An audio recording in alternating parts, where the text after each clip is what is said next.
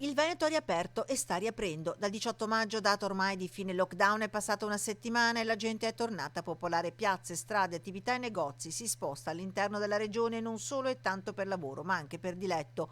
Una situazione monitorata costantemente dalla regione, come spiega lo stesso presidente Luca Zaia. Ci siamo dati alla volta di giovedì, quindi 10 giorni per vedere se si muovono i ricoveri, se questo non rispetto delle regole che c'è stato, che è evidente da parte di alcuni, si traduce poi in una nuova infezione. Non manca la preoccupazione, consci comunque che al momento i numeri parlano di una positività sotto il 2 per 1000, certo però che se ci dovesse essere un ritorno di fiamma del virus la soluzione sarebbe una sola. Se ci fosse una reinfezione con una fiammata di quelle paurose, stile marzo, aprile di quest'anno, ragazzi, una fiammata di quelle paurose con 400-500 persone in terapia intensiva e 2000 ricoverati, va in lockdown.